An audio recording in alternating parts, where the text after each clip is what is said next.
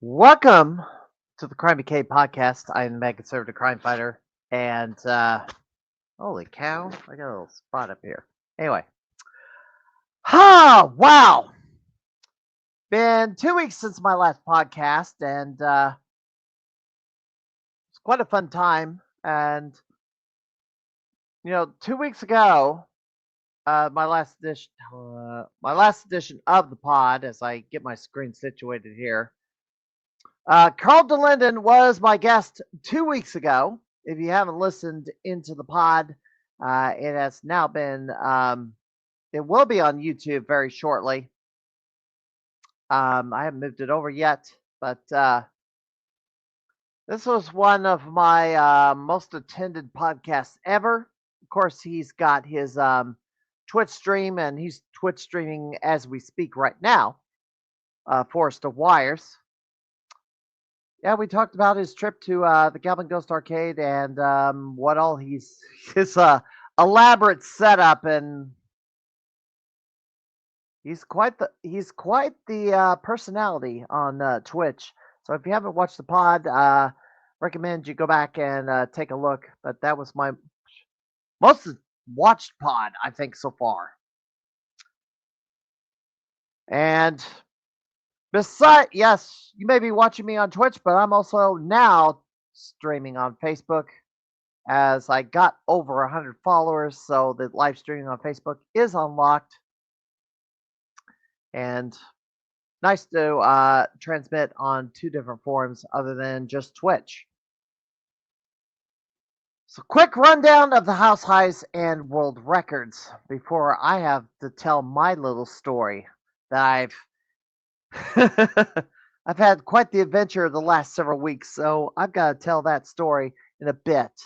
But since it's been 2 weeks since I've done a podcast, here's the house highs so far. Oh dear. Well, this is so I have the title. I just noticed that a mistake I made here on the. I just noticed a mistake I made on the screens, but I will tell you who took that score. Rabbit was reclaimed by Pete Hahn.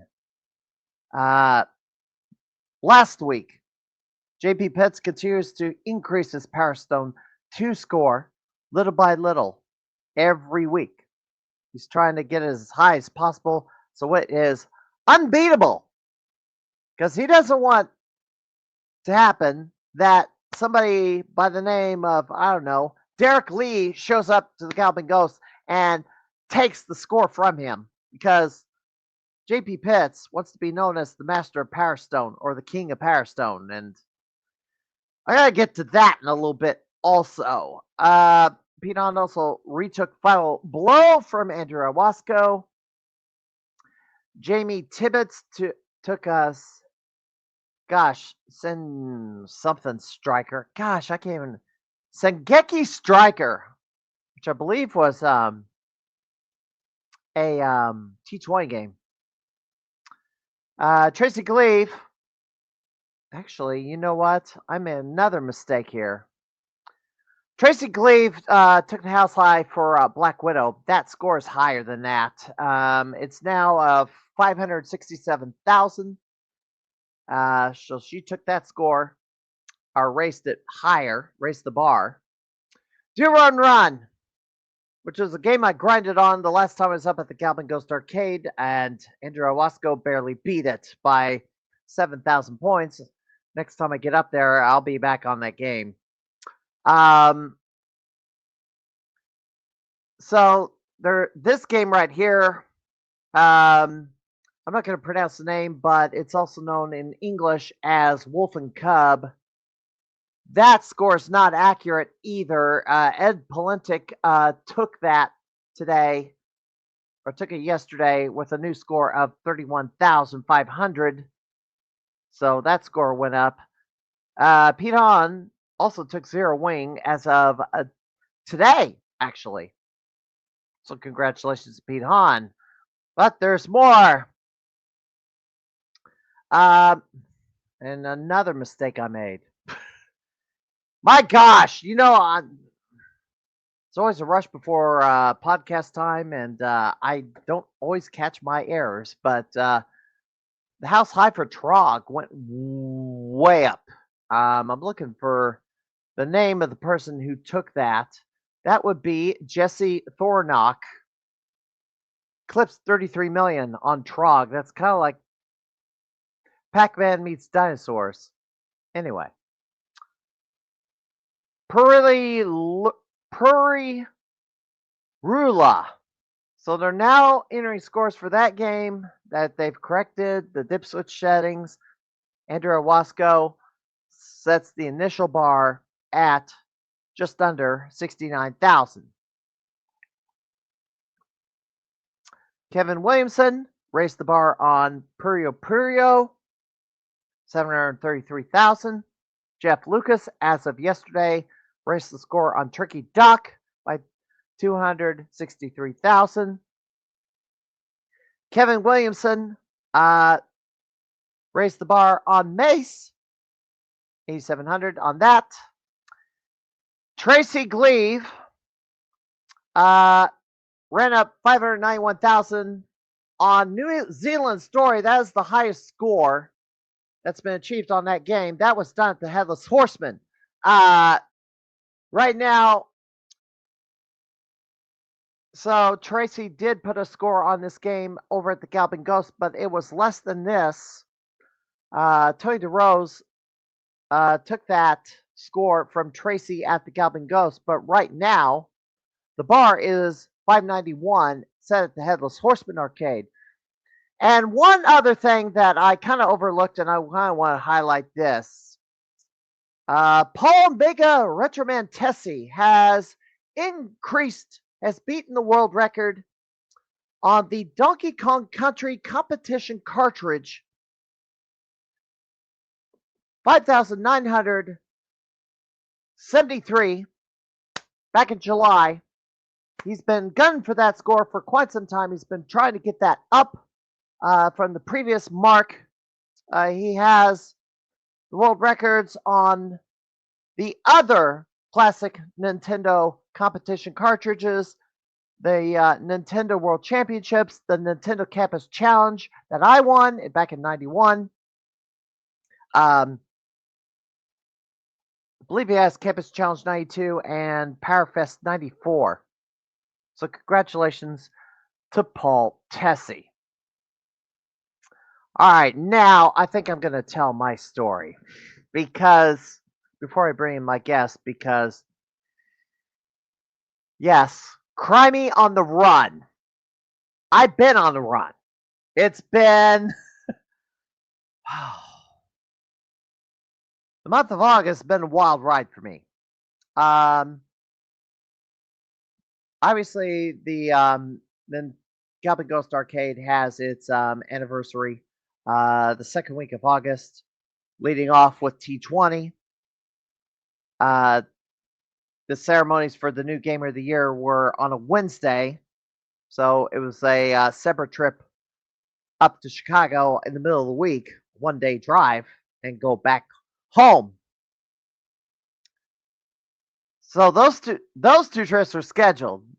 When things got to be on the run was when that Wednesday, Tracy Gleave, who I mentioned earlier, visiting from the United Kingdom, begged me to come back to Galloping Ghost and hang out with her a bit longer.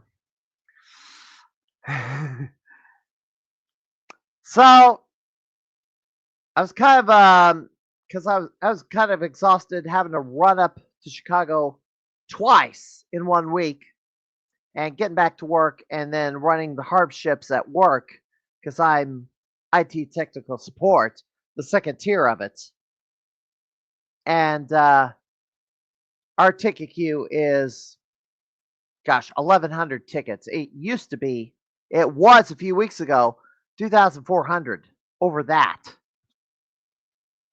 Because we're in the midst of upgrading all the state computers to Windows 11. And that is a long process because there's thousands of computers.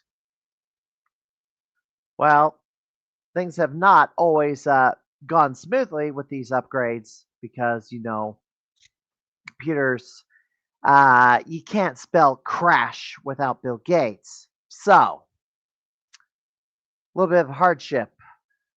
Um, so I was kind of in a bad way the day after handing out the Gamer of the Year award for to Benjamin Pauls. Well, the when I got to yes, story time for with Stephen Lucas, baby.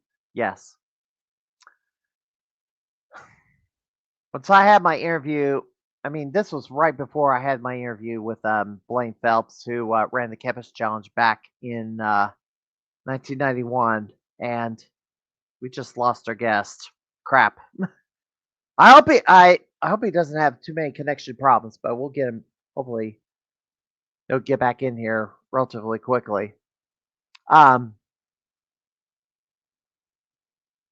it's not too much longer. Oh, there he is. He's back. All right. If we have connection problems, I do have things to cover while he's getting things back in order. Okay. Trouble. Trouble. Anyway, so I had my interview with Blaine Phelps. I calmed down. I was starting to have fun again. And then Friday, I made the decision to run back up there, which I did, and spent time with Tracy Gleave all weekend, which I did enjoy getting back together with her. Um, so the following weekend was really on the run. Also, went to the Coin. I went to Abingdon. I went to Chandlerville. Uh, and that's quite of a drive. The distance between DuQuoin and Abingdon, which is right by Galesburg, is quite the distance in the span of 2 days. I had a gig to do, and so I had to run up there and film. Mock turtleneck weather is back. Well, yeah, I'm going to mention that in a bit. Um, so filming wrestling shows again at outdoor festival shows. I didn't even make it to the Illinois State Fair. I seem to like the DuQuoin State Fair a little more lately. But regardless, get home. I didn't do a podcast last week because I had to film wrestling over in Payne, Illinois, another festival show. And headlining that was former WWE superstar Hornswoggle, who also did a wrestling show.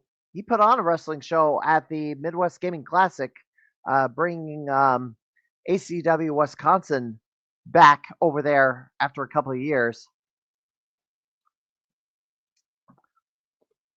I was not able to watch much of that because, I was kind of in the midst of playing in tournaments, the classic tournaments, and I wanted to win stuff and only have 48 hours and to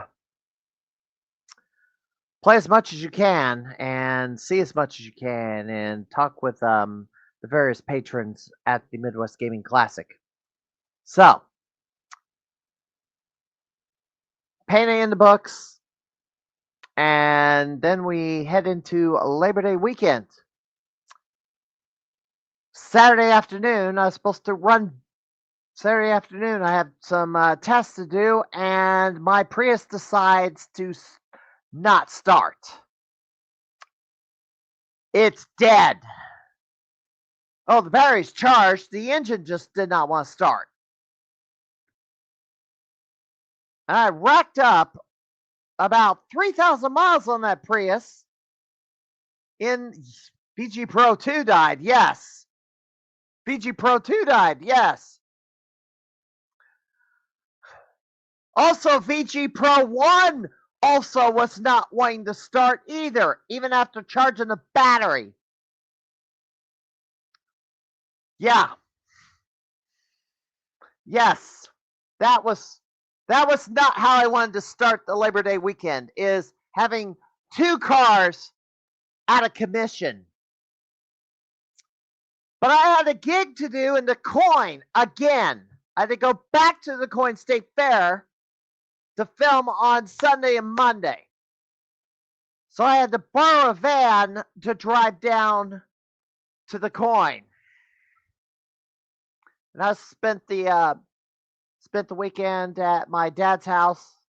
My dad is out in Zimbabwe right now on a missionary trip, and so my stepmother was home, had dinner with her, kind of hung out, and went down Saturday night in the van, then drove out to the Coin Sunday, filmed a couple hour show. Then did it again Monday, drove home. On Labor Day, had to take a day off. Tuesday, I had to call Shaners, get the car towed out to Toyota. During the weekend, however, I came to a realization that I'm just gonna have to trade it in and get a new car. So now now the VG Pro 2 is not a dark gray car, dark gray Prius. It's now a midnight black Prius, full size, a little bigger than my previous 2022 model. It's only 22,000 miles, but it took all day to buy a car. That was quite the ordeal. I've been driving it the past few days. I seem to be comfortable in it, and I certainly need that Prius. I definitely need that Prius because in a few days, well, gosh, I'm trying to get my slides back up and I can't get to the correct screen here. There we go. I've got to have my Prius or reliable transportation to go because I'm going to this. I'm leaving town to head out to Kansas City on Friday for the Kansas City Retro Convention. Yes, the old Prius would not have been fixed in time. I had to drive a car. So, traded in, and I'm ready to go to the Kansas City Retro Convention. Driving out to Kansas City tomorrow night and it's going to be at the Kansas City Lex Convention Center. They've been going a few years. Last year's attendance was 3,800. I know that Mindy from Nintendo Land will be out there, so it will be a fun time coming up this weekend. And certainly, I need a vacation after all the running around I've been doing. All right. We're going to welcome in our guest tonight. I have to wonder if, well, let me say this. I've never had a former U.S. congressman on the podcast before. He apparently, when I looked up this gentleman's name, he was the representative from the state of New Jersey. No, that's incorrect. But it would have been funny if it were for real. But this gentleman is a former arcade game designer. He worked for Gottlieb, a Mylstar, and he's associated. I think he's primarily associated with Argus, but I believe he's associated with some other games as well. We're going to welcome in Tom Malinowski. Right. Thank you. Can you hear me? Yes, I can hear you. Okay. Yeah. I regret to tell you I've never been a congressman from New Jersey. Now, have people been sending you messages asking you questions about, I don't know, laws? There's a funny story on that. But yeah, I mean, obviously he's a fairly famous Tom Malinowski, and when you Google my name, you get him and not me. So it's hard to find me. But I got an email. I wanted a Gmail email, and so naturally I wanted Tom Malinowski as my Gmail. Yeah, I could never get it. So clever me concatenated on the M. So it's to Malinowski, if you will. a lot of people send emails to the former congressman, and they forget to put the double M in. So I get their email a lot from. And he's a Democrat in New Jersey, and I get a lot of politically oriented stuff from him. But it's kind of funny. But that's not what I'm looking for. Okay. You have no interest in politics, right? Well, of course, but not as that's not my calling card, obviously. Right. All right. Well, let's start it off. How did you get into gaming in particular? Or got interested in my it? first job, I don't know if anyone, if you've heard of a thing called the Fidelity Electronics Chess Challenger. This is really archaic equipment. You go to MGC, you probably see one there. I think I saw one there. This was created in like 1977. It was one of the very first uses of a microprocessor making a game. And the guy, his name was Ron Nelson, had developed a complete and pretty decent chess program. All it did was, of course, you would enter in the move on the keypad and it would come back with a move, and you'd have to actually move it. Many later models, they actually had a lighted up version of it that you could see where moving pieces for the chess player, for the computer, and of course it would detect your move. So, he hired me because I was one of the few people that worked with microprocessors back in the 70s. Back in the 70s, everybody was writing on mainframe computers, mini computers. Microprocessors were considered a toy. No serious programmer would work on it. But I kind of came up and worked on the very first home computer in 75. So I kind of learned how to code it, which was really hard because there was even then in 75, it wasn't even an Apple II, which was the first home computer. The Apple I. Well, the Apple I was never sold, but it was like their prototype. And then, Apple II became their success, and it became the first. There were three, but it was the first successful home computer. I was programming on an 8080 processor for the first home computer. Learned how to do that, and then I went to work for the guy who had taken that 8080 processor and wrote the chess program. And I had two advantages. One, I knew how to program an assembly language, and also he wanted to do a sequel called the Bridge Challenger. Bridge is a now archaic card game that people used to play.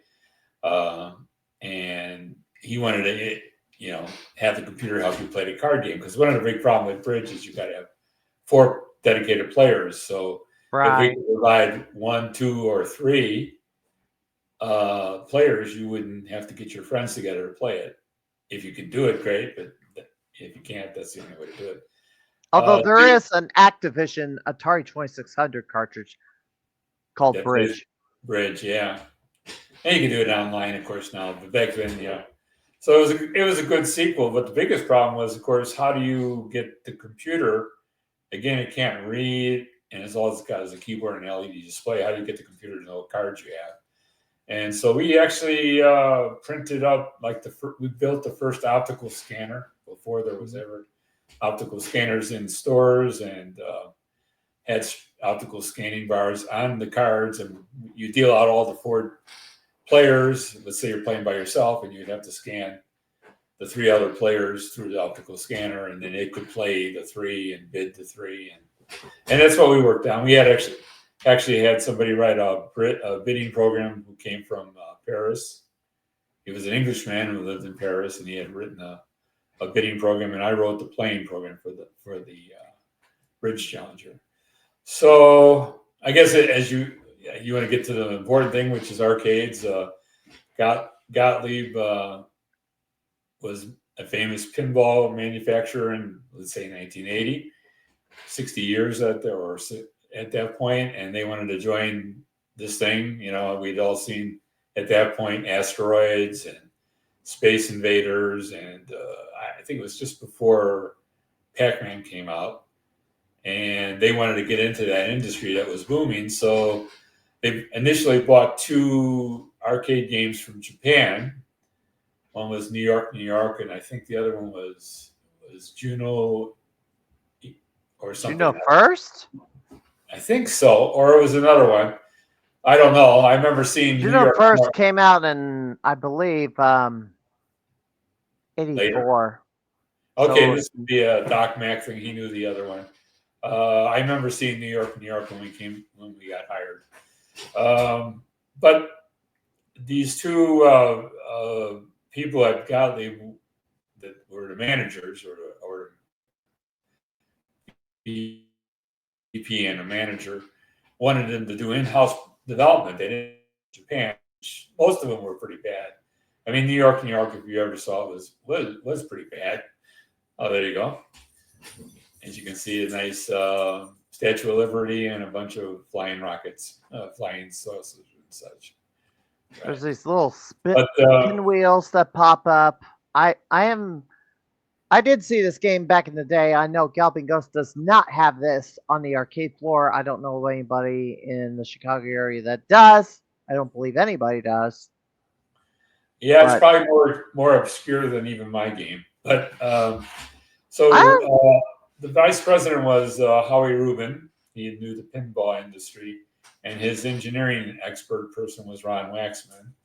And they convinced it was Columbia Pictures that owned Gottlieb at the time that they could do their own in-house development, and separate from the pinball, which was in North Lake. So they used this warehouse in Bensonville that was pretty much just a storage area, and started to bring a team on board, and I was one of them. And the reason why I was brought on board is, again, I had assembly language experience, and I had done, if you will, a game, but not an arcade game at the time. And then they obtained the services of Tim Skelly. I don't know how I know him, but he was one of the few veteran arcade game designers in 1980. He worked for Cinematronic, so they brought him on board, bring a game to market, and teach. Virtually all of us knew nothing about software, game development. We knew software development, but we didn't know how to do a game on a video screen. Right. And they brought in a lot of really good hardware people that came up with a really unique raster system.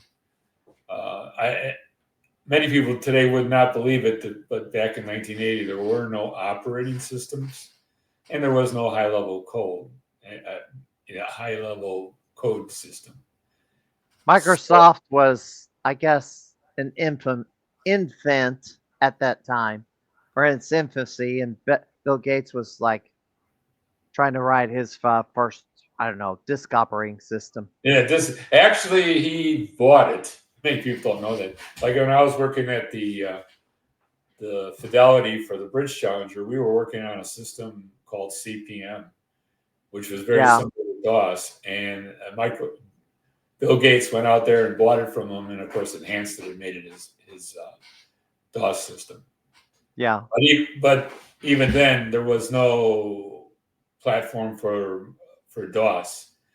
The IBM PC came around in like 81, and he convinced IBM to use his operating system, which, as I say, was not quite his. He bought it and enhanced it. And but that we didn't even have that. What we had was these insane Intel blue boxes, they were called. They were development tools for the 8080. 8080 is actually it was the 8088 processor we were going to do for right. And these Intel blue boxes were monstrous and expensive. They were like $50,000 each. And we were lucky to buy. I think we had 3 in total at this Bensonville place. And as I say, we developed an interrupt-driven graphics board. Every 60th of a second, it would send an interrupt, and then the code would run, and you would have to do whatever you have to do to manipulate the video memory so that something on the screen would do something. And then you would terminate and wait for the next interrupt. And that gave us a 1/60th of a second operating system. We knew now that when we start, it's 1/60th second from the last time, and then you just make your updates to the screen based on that kind of speed. Mm-hmm. Like I say, none of us had ever done a video game. I was fortunate to be the first newbie to do one.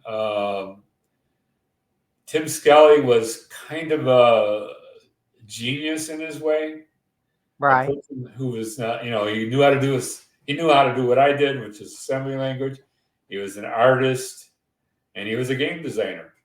And he had a vision. I think everybody who's been to the arcade knows the vision. It's Reactor. That was Gottlieb's first game, and he was developing it. Now, the reason why I got to be the second one on the runway, if you will, to develop a video game for our Gottlieb was after, he was supposed to educate us on how to do video games, and Ron Maxman called all of us game designers into the yep, that's Reactor. Hard. It's hard. It's hard. Unlike the 2600 version. Yeah, you mean it's the personal computer version? Yeah. There's a lot to the actual arcade game. It is a piece of artwork. If artwork is of importance in the video game, which it isn't, unfortunately, it's how many quarters you take. Well, which now we don't care about, but back in the 80s, it's got to be a profit-making business. Right.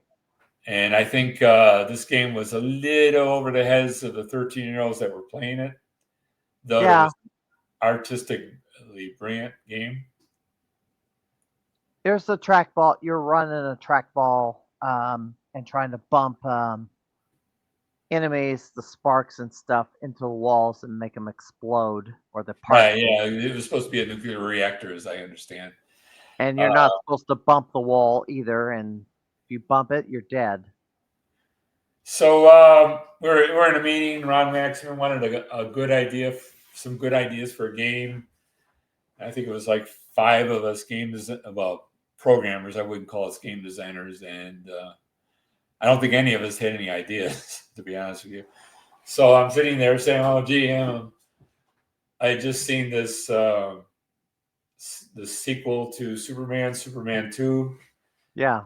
And of course, I was playing a lot. Defender would be a good example of a game that was out at that time. And everything is a you shoot and get killed game. Mm-hmm. And as I watched Superman 2's last 15 minutes, it occurred to me that the interesting thing is Superman and the enemies can't get killed. They're throwing buses at each other. They're causing rubble to fall out. They're throwing it. Unless you're using kryptonite, of course. Well, not in this case. Yeah, I mean, the theme is that 3 terrible people from Krypton made it back to Earth and wanted to conquer it. Yes. They left. Well, they escaped the Phantom Zone. Phantom Zone, right? And then they landed on the moon and proceeded to go to the Earth and conquer it. And Superman, in the movie, was busy with the love interest of Lois Lane, but once he realized he had to take on his fellow Krypton people, the 3 of them doing against him, neither one could kill each other no matter what. Like his famous scene where Superman's throwing a bus, smashed against the wall. It didn't kill him. But the interesting thing in the movie was that us mortal humans were in serious danger of being killed in that movie. Yeah, and they did murder. They did kill some of the people, although some cuts of the film removed those scenes. Yeah, I don't think there was any cut has it in there, but I don't think Superman 2 would highlighted the death if there was. No. The goal there at the end for Superman was, of course, to fight them and prevent the death of the humans. So that was my proposal. Okay, let's have a game where you don't die. You're seriously challenged by your enemies, but your goal is not to have the humans die, and the humans would be your lives. That if you failed to save you were given like 10, I think, at the beginning. It was switch settable in the end, but how many games you got, and your goal was 2, and you're throwing it up pretty nicely. Thank you. Yeah, We have our 10 individuals, and some of them are actually employees of Gottlieb, like the woman in the white pants. And that's Laura. That guy in yellow is Warren Davis, the inventor of Qbert. I don't know how many people know that. No, I didn't know that either. I didn't Well, know he that. had a beard at the time. He was 20-something. Oh, And okay. so he made a perfect kind of little human. I think that black guy is Marcus. Okay. And you would have to have listened to Steve Dowell back in the early 80s to know who that guy was. Right. You could say I was bringing my experience to the game. But yeah, overall, the goal was to be a superhero, to defeat the enemy, and to protect the humans. And of course, you could only be the protector of the heroes if you didn't allow them to die. But you would get bonus lives if you were really good at the game. Right. I The will number point one. out. I will Go ahead. point this out. It's actually earlier this week they did announce that the actor who played Zod in Superman 2 had passed away. Right. Unfortunately, he is not in this game. um, but yes, I mean, spiritively, he is obviously the enemy attacking Argus. I will also point out I've met the actor who played Non or Nod, the bearded villain that's under. He was I don't know if you're familiar with the Superman Festival in Metropolis. I went there one year when I was holding the Gamer of the Year title and kind of toured the. I had never been to the Superman Festival, and it was quite. It was yeah, that Superman statue is pretty impressive, and seeing some of the people who are involved in the Superman franchise over the years. So wanted to mention that. Um, but go ahead. Yeah, well, I mean, so yeah, me and Tim were developing this at the same time. He's a little bit ahead of me, but we were using the exact same development blue box. Because we were the only ones seriously developing a game at that time. This was in '81. Hmm. We got the best one. We got the one with the hard drive. Um, all these things sound extremely silly at this point, but back then, Yeah, uh, technology was not as advanced. It's no, I mean, most of the blue box came with. People always say, "Do you remember the 5-inch floppy disk?" of That course. was, but that was the newer floppy disk. Back in the '80s, it was an 8-inch floppy disk, and that's what those blue Yeah. boxes had. And they had I'm major. 54 years old. I grew up with this stuff. So, I do remember the older technology. I didn't yeah, the green screen terminals, and besides the IBM computers, Atari had the 400, 800. Commodore had the VIC-20 and the 64 and the PET. Um, Jeez, what else? The TRS-80. You remember those? Yeah, that was All-in-one devices. And yeah, Texas Instruments 99. yeah. Pointing out what you just said there, back in '78 when we were at the Fidelity, there were only 3 home computers. One was the DSR-80, and the other Yeah, one was the Commodore PET. yeah, And neither one of them caught on, but the Apple II was, delivered all the bells and whistles, and it did catch on. And yeah. we used it. We used Apple II here in this first year at Fidelity Gottlieb. Uh, Hmm. Dave Theo, I don't know if you know who that is. He's the sound man for Gottlieb, and I think now he's still doing pinball sounds. Yeah. He was developing the sounds on an Apple II Okay. for a 6502, which is good because the Apple was a 6502 processor. Right. And like I say, me and Tim were doing our development. He was doing Reactor. I was doing this, and of course, Reactor was a high priority to get Reactor out like by the end of '81. So Right. obviously, we finished it first. But I was the second game to go into test. Reactor, well, right. I think contractually, Reactor had to be produced because they agreed to make like 2,000. Right.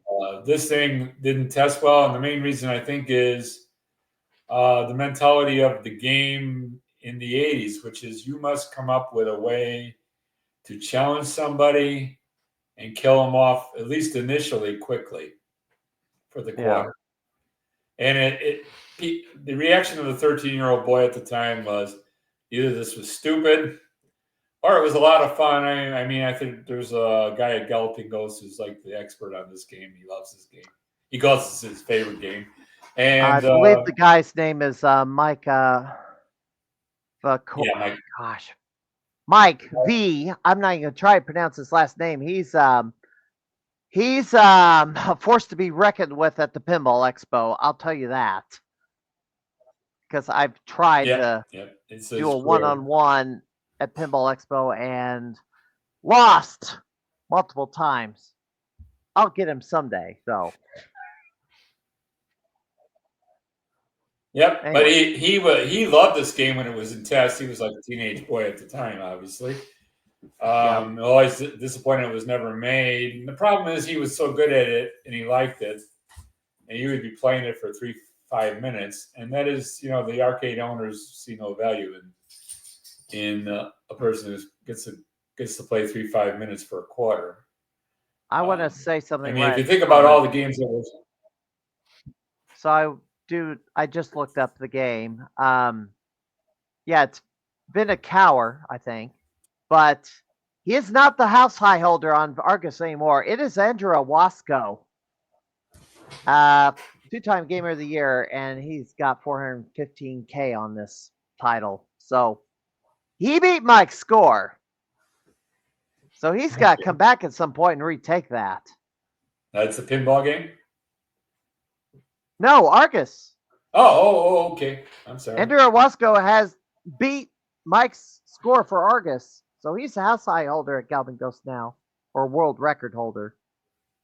Well, there's a lot of gems if you are that good because there's so many different scenes and things and challenges. There's a lot here. I forgot how much we had put into it, because it's been 44 years ago. 40 years. Yeah, it's 2025, and you made this in, gosh, 82. So yeah, it's 43 years old. Yeah, and this is pretty advanced. Even this is pretty good for that year. Right, Jeff Lee was a detail ordered artist. I'm trying to get that out. Yeah, I mean, there were a lot of little tricks we had to do. I know the buildings. We wanted the people to go into the doors of the building, so the screen is a background, right? Which means that you are the people are in the foreground. So to get them into a building, we had to paste a foreground object that they would go behind. Right. Little tricks of the trade to keep it real, but. So, anyways, go ahead. As I say, I'm not quite sure why the teenagers didn't find Reactor interesting. It qualified under that rule of challenge and get you out in 30 seconds. But obviously, it leads to our number one success, which was Qbert, which had that exact advantage. And the cool thing is that both Dave Thiel and Jeff Lee killed himself on my game. Mm-hmm. And so when Warren Davis proceeded with Qbert, at least he got those 2 legs of experienced talent to help him create the sounds and the graphics of Qbert. I mean, obviously, we enjoy the challenge, which is totally Warren's, but the visual of a Qbert is a Jeff Lee invention. And the sound effects that go with it is a Dave Thiel creation. And both of those guys worked on Argus as well. I don't know if you know the story about the reason why Qbert talks the way it does. I did hear that on the pod, or one of your seminars at Midwest Gaming. Yeah, You didn't have a speech synthesizer chip, so you had to kind of code the audio to kind of mimic somebody saying gibberish or saying curse words. yeah. I think I should back up and say that all these, even our graphics computer, well, the soundboard is a separate thing, but the graphics and the soundboard were limited by space. You could not Right. digitize voice. The Votrex, which was a really bad invention in the 70s to kind of make human speech, was kind of like, I guess somebody was like an English student or something and created phoneme sounds. Right. And so they've had to go through excruciating pain to try to make it talk through phonemes. Hmm. In Qbert, I guess he only says two things, which is "I'm turned on" and "bye bye." And then I'm sure he wanted to have it talk English at some point, but then our hardware guy, Dave Bonecutter, had accidentally in the first prototype of the Votrex miswired it. So when Dave was sending what he thought was some kind of English, it came out gibberish. Right. And of course, Dave fixed it right away and it got back to normal. But it dawned on Dave, you know what? Why are we even trying to make him talk English? Let's just throw random words, random phonemes into the Votrex and let it create its own little language, which is exactly what Qbert does. Um, you Go ahead. also had, now this version of Qbert had some sort of product tie-in with Mellow Yellow, Oh, really? which was the Coca-Cola's answer to Mountain Dew. Oh, okay. Well, we were owned by Coca-Cola, which owned Columbia, which owned Mylstar, which was Gottlieb when it got renamed. There's been at least what 3, 4 variants on Qbert. It was obviously our most successful. Yeah, that's neat. That must have been This a is a cutscene on special ROM sets. okay. That must have been in the '83 era of Qbert, I would guess, Yeah. when we got taken over by Coke and all that. Um, So I don't know. I don't know. You want to go on with the other games I that we will, developed? yeah, and we will go to that. I do want to show you something. Let me take this down. Argus. So Argus didn't come out, That's but right. there was another Argus that did come out. I don't know if you're familiar with this game, but I'm going to pull this up on the screen. It was released by Jalico. It's a shoot 'em up with the same title, and given that Argus, the prototype, was the 500th game put on the arcade floor at Galloping Ghost, there was it would have been funny. Some folks came up with the idea of putting this game out as Game 1000 to have the first Argus and the second Argus on those Okay. milestones. Well, the other amusing thing about Argus is that was the final name for it. I think our first run, Superman was Video Man, and I guess people thought we'd be sued for that. Video Um, Man? Video Man was the first name we tried, yeah. Okay. And then I think the next one was Protector. Yep. Um, and I don't know why that fell out of flavor. And then the one that we really tested a lot, and I think it showed up in arcades, was Guardian. Yep. And so Argus was, again, and I don't know who made those decisions, or I forgot, 44 years later, why we suddenly ended up with Argus. So Argus is really kind of I call it Argus simply because you're not going to find a guardian, a protector, a video man, or even a thing we called Waxman, which we did a version of Argus that where we put the superhero to be a super version of our vice president of engineering. His name was Waxman. He was an extremely heavy or very overweight guy. So we had this digitized version of him in a cape, and he was a rotund individual. But obviously, I think that was done more as a joke and a test and a serious thought that we should submit it as Waxman. But we did develop. All you had to do is change, the protector character into whatever we wanted. So we tried that for a while. There was rumors that it also had another title, and it was called Why Me?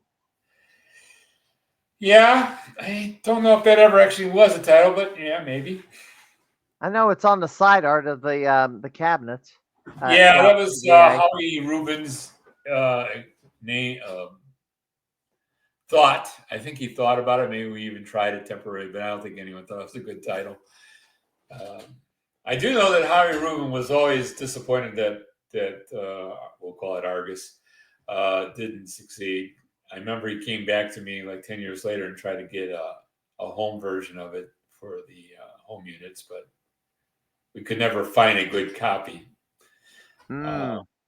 Ironically, because somebody preserved what I guess would have been the last copy of Argus, the chips, and uploaded it to Maine. Yeah. The only reason why you can even play the game today because of that.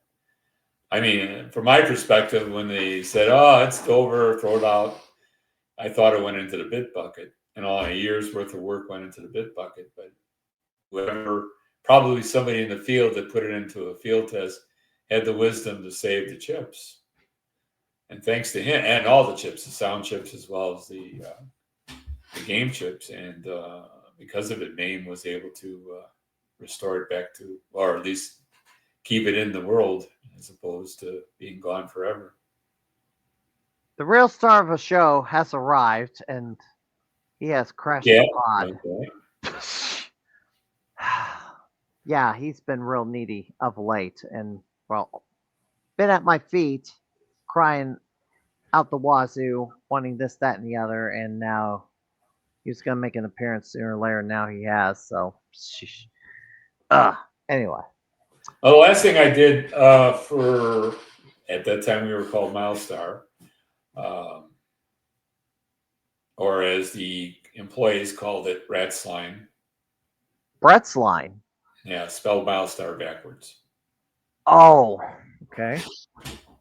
We realized that if you spelled Mylstar backwards, it's Rat's Line. Rat's Line. Oh, wow. I got another programmer of ours, Sam Russo, wanted to do a Three Stooges game. Yeah. And remember that. Yeah.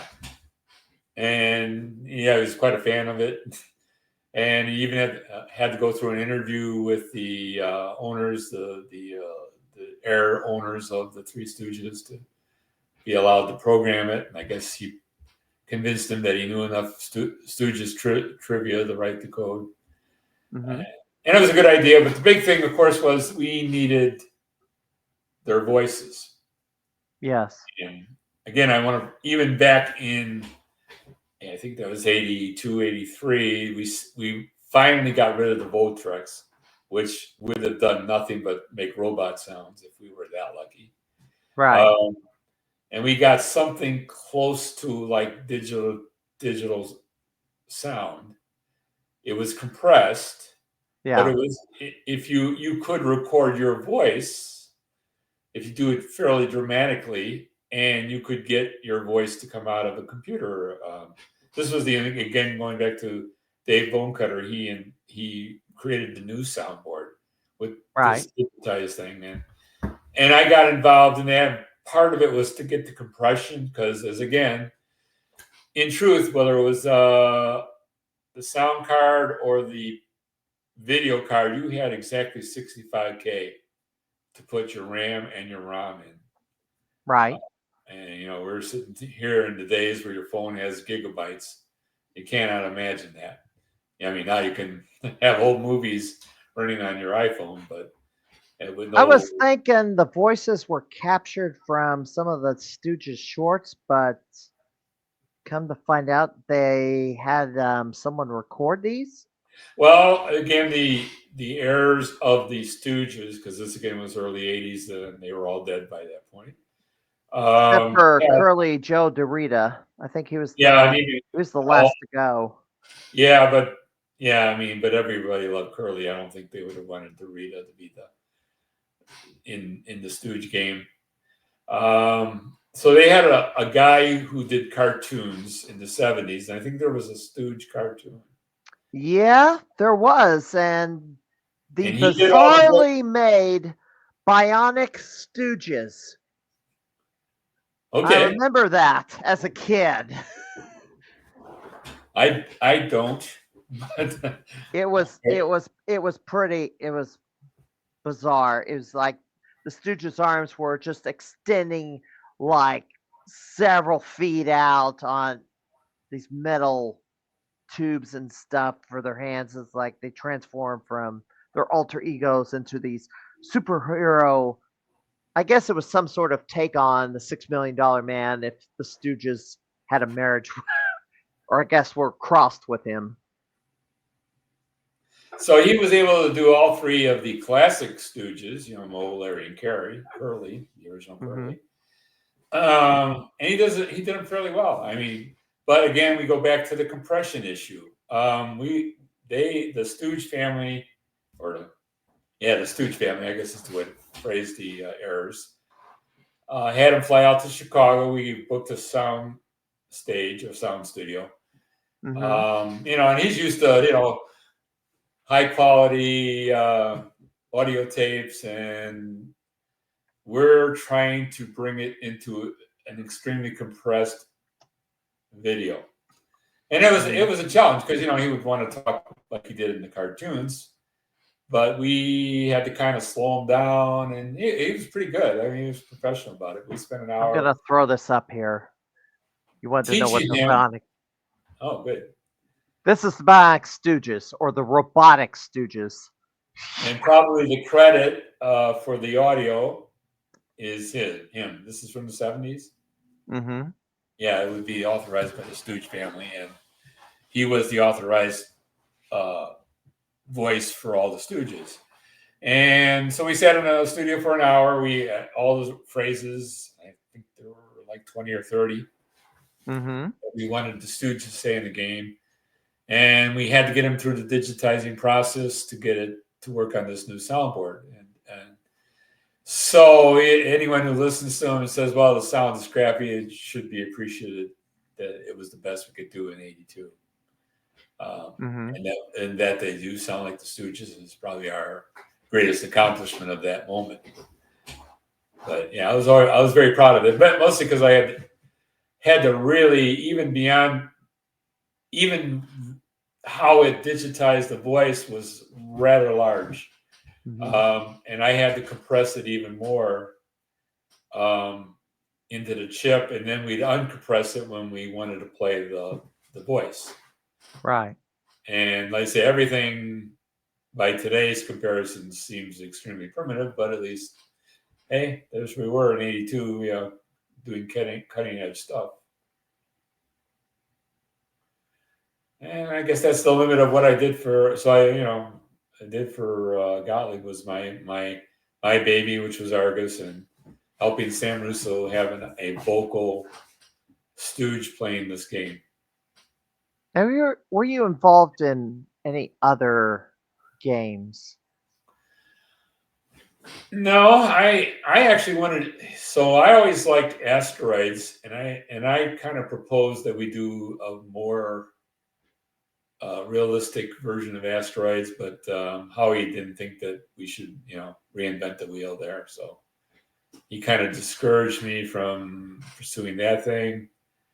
There was some talk about doing a game based on the movie Blue Thunder, but we couldn't figure it out. And also, you may also know we did do.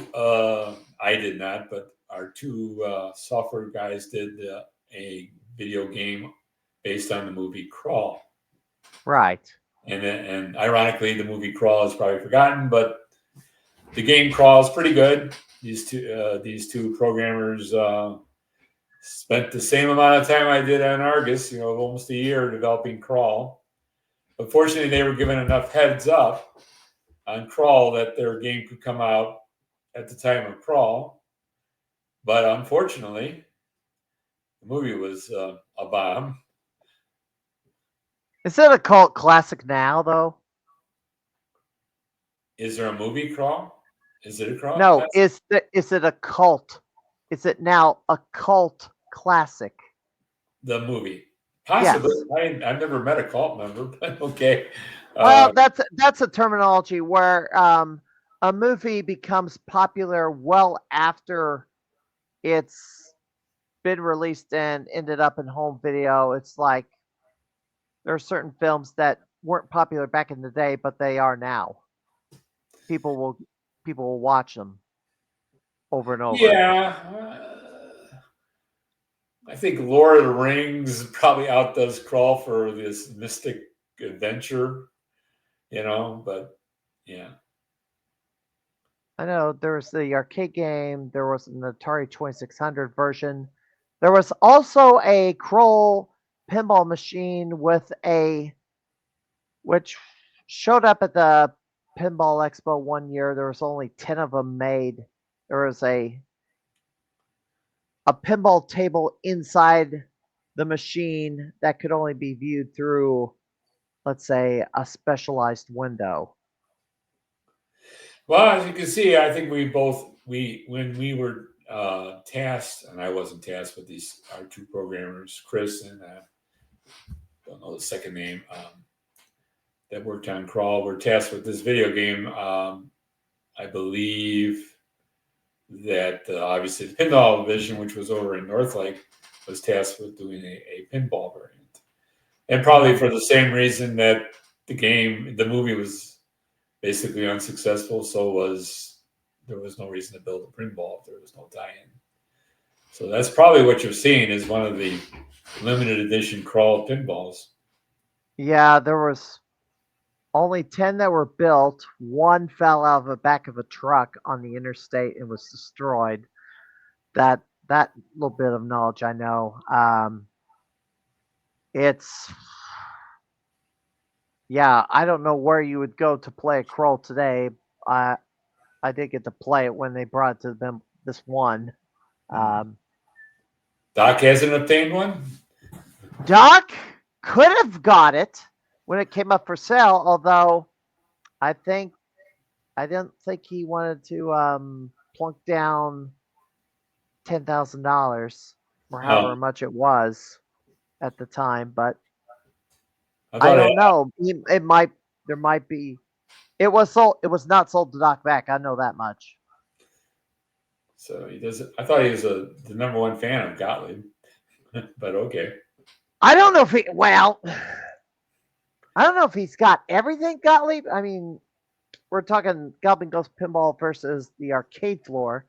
Now, of the lineup of Mylstar arcade games, he has Stooges, he has Qbert, he has Faster, Harder, More Challenging. He got Screw Loose, which is another prototype that didn't get released. Us versus Them, Argus, obviously, Mad Planets, Kroll, Reactor, Qbert Cubes. Does he have a working Screw Loose? That's a Skelly game? Yes, he does. I wish he'd get a working version of Insector, yeah.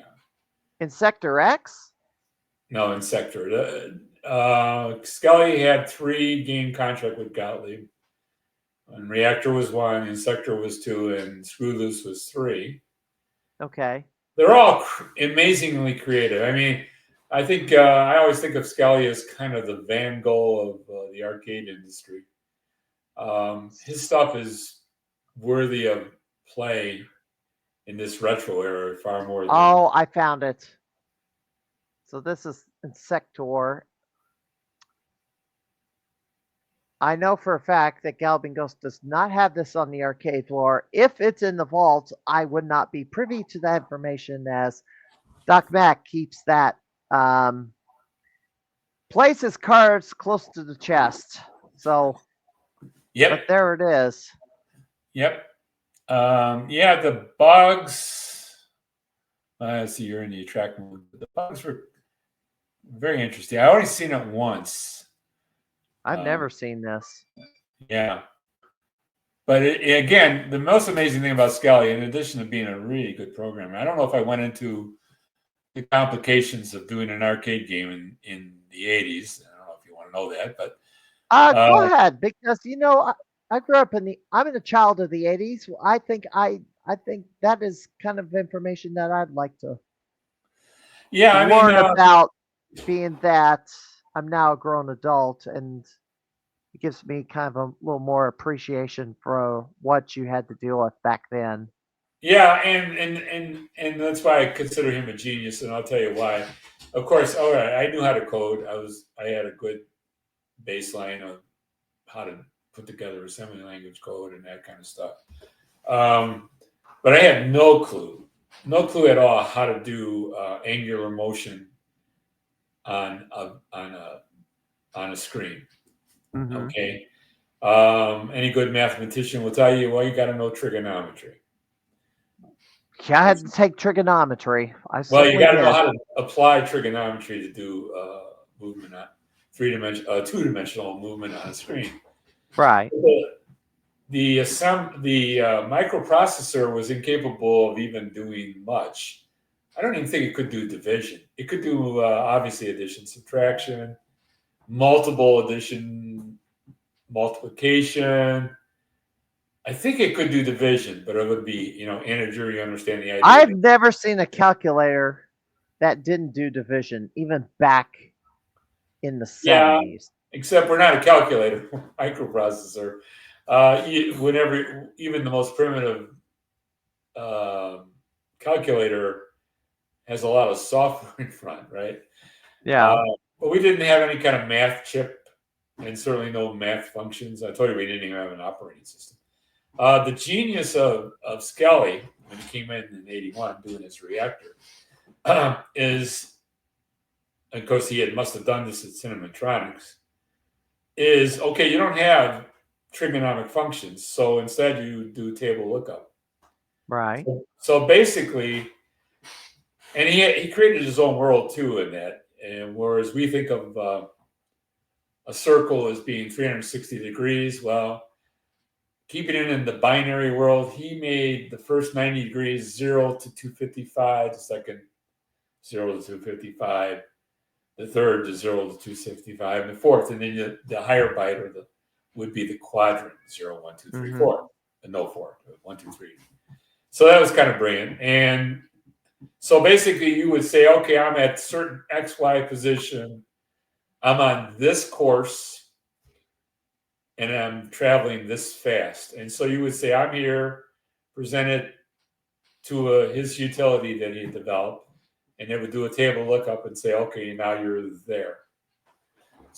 And just as he used a high byte to be a quadrant of a circle for angles, he used the low byte of the 16 byte to be the fractional movement. So let's say you wanted to move 1 pixel.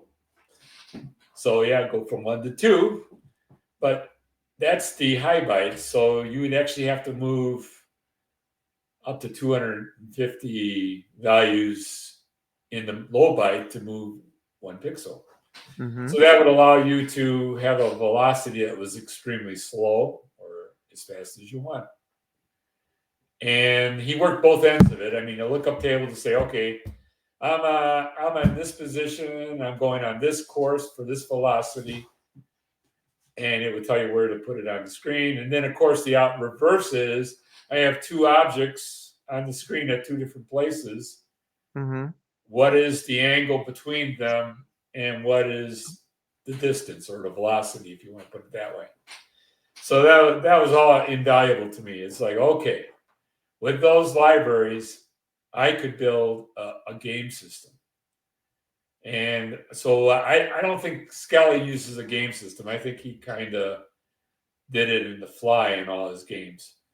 But he was based off of these utilities that he gave us. What I did is create an operating game system.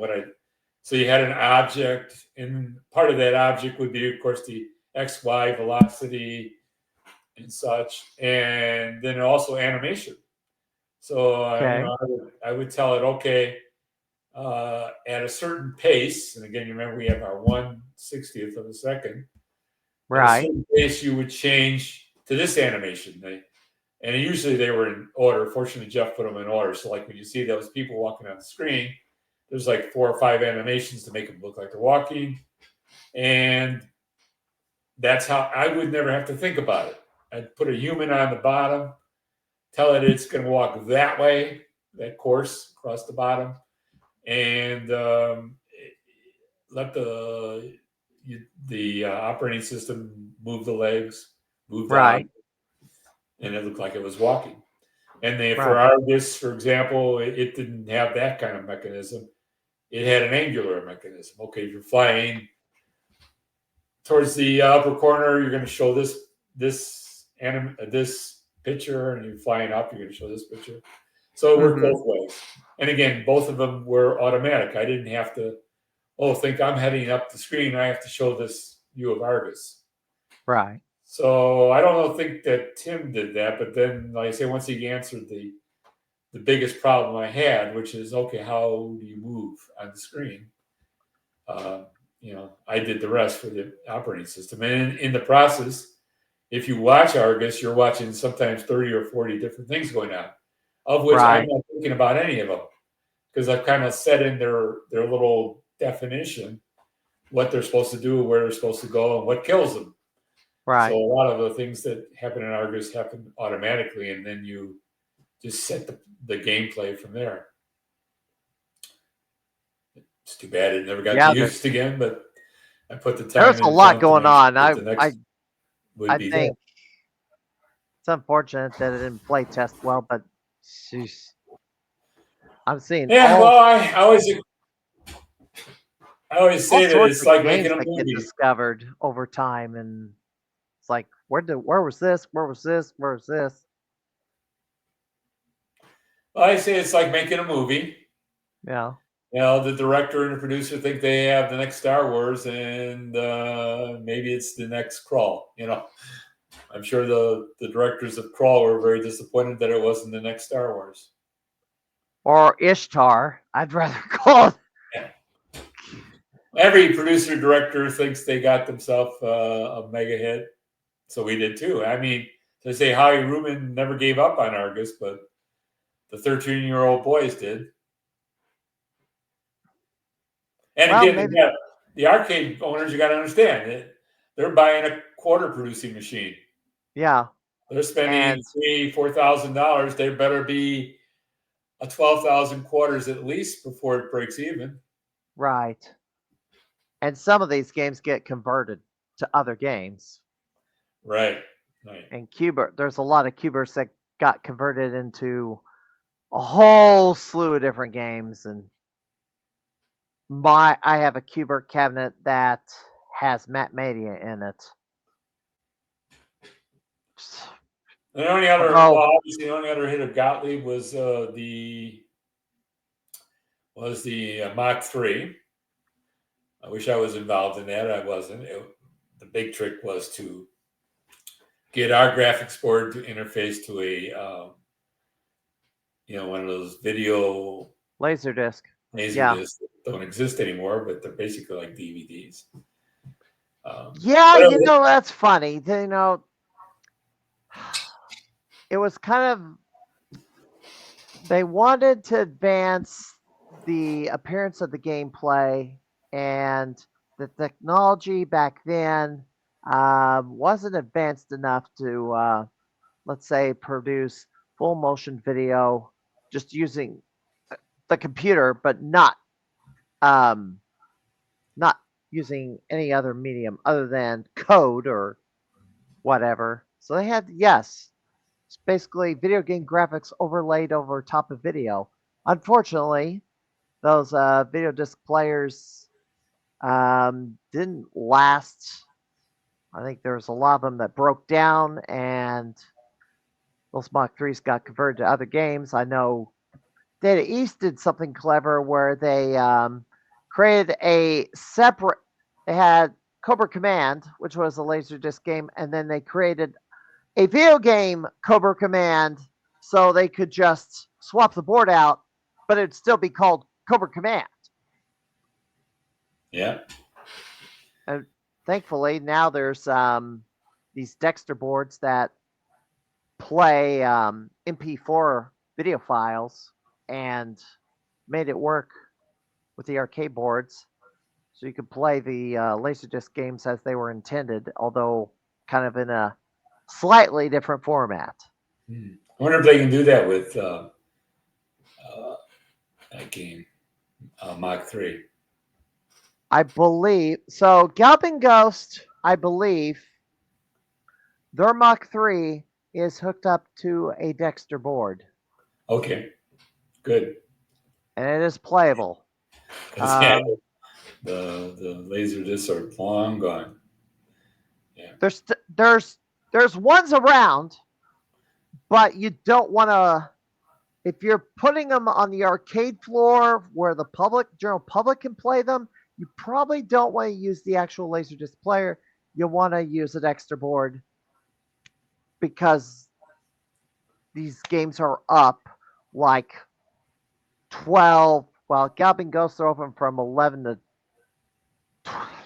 13 to 15 hours a day, and it gets pretty hot in that arcade too. Yeah. And they shut everything off when they close down at night to let everything cool off, start all up again. It's even worse during the summer months. I was going to say about Mach 3, that was quite a production because we hired a film crew to shoot the coast of California, which is how we got the video for that. And then we made a laser disc, which was not easy thing to do, I'm sure. No. And then basically it's our graphics board overlaid on it. That was a trick too, because we have two different video sources marrying together, but they figured out a way. Right. It was a very hardware intensive accomplishment. And it paid off. I mean, it was probably our second most successful game. I would be glad that you didn't have to do it with 8mm film reels. I think it was a film. I think it was a film. You mean playing the 8mm in the game itself? Okay. Yes. Yes. Okay. Yeah. Nintendo, their very first Wild Gunman, which turned out to be the very first full motion video game, used 8mm film reels, but this was 1974. And yeah, that was fun. That was something. Oh, look at this. Brings out a Laserdisc airplane game during airshow weekend. I'm assuming that's Mach 3. Unless it's something else. I know there's some other space shooters. Galloping Ghost has Galaxy Ranger and Astron Belt, which overlaid video from Toei of Japan. Not a lot of the footage kind of repeats over and over. There's not a lot of variety. It's like back then, it was like, there's only like people will do a video dump of the disc and play that on YouTube, and it's only like 22 minutes in all. Death scenes, the track mode, the regular levels, etc. Yeah. So I have a few questions about some of the other games with Mylstar. I don't know. Okay. Yeah, I know some of them. You're familiar with them. Cuber Cubes. So originally, the game that was released was a vertical version. Galloping Ghost discovered a horizontal version. They had that on the arcade floor. It had a few extra enemies in it. I don't know. Did you have any involvement with Cuber Cubes? No, unfortunately, I don't match myself to much success there. I think Fred Darmstadt worked on the more advanced Qbert games, but again, I was in a different realm, or maybe no longer with the company at that point. Okay. So all the games you were involved in, Three Stooges, Argus, well, what else was there? Crawl. Was there anything else? Yeah, well, all I did with Crawl was watch them developing on those 8-inch blue boxes, which was always fun. Okay. Fortunately, in '82, with the advent of the PC, we were able to create a board that would allow us to develop on the PC and transfer um, to the game board, which meant we didn't need the blue boxes anymore, Okay. which is was a blessing because it After you limited it out. left, Go ahead. I should ask you, were you ever involved with the pinball division? No, and again, as I said, when they decided to do their in-house video, they even separated us from the pinball division, which was in Hmm. North Lake, and we were working in Bensonville. I mean, Qbert, Crawl, Reactor, and Argus were all developed in Bensonville. Okay. I think Crawl was finished in North Lake because they eventually closed the Bensonville's place down. We all moved into North Lake, which is where the pinballs were developed. And that's also when we switched over to developing on PCs. Okay. Before you got into video games, what did you were you in any sort of the IT industry at all, Well, as I or say, I was fortunate to be one of the few people that didn't turn my nose at the idea of developing on microprocessors, Mhm. which was a good gateway to the coming industry. When I was starting, Bill Gates was just a complaining software developer, Mhm. and so he obviously he started with the toy, the microprocessors, and then, as I said, because of my experience with the really difficult first home computer, I was able to work with both, the Bridge Challenger for Fidelity. I even went out to Mattel, in which I did a few ideas, but nothing really developed there. And then came back and got hired by Gottlieb to do arcade games. Now, after you left Gottlieb, um, what did you do after in your post arcade career? Well, a lot of the software developments that's kind of boring. I think I did a flight data recorder right after Gottlieb, and then I latched on to a cash register company for about 12 years for the gasoline industry. That was interesting work. And yeah, I've just been doing software projects, nothing as impressive as video games. So I work for the state, so we had to do. It was not all fun and games being a programmer. I'll say that much. Um, although I never learned assembly. I started with basic. Good idea. Um, Don't learn assembly. It's, as I say in my one of my descriptions, is that I got the job because not many people program in assembly, and nobody programs in assembly anymore.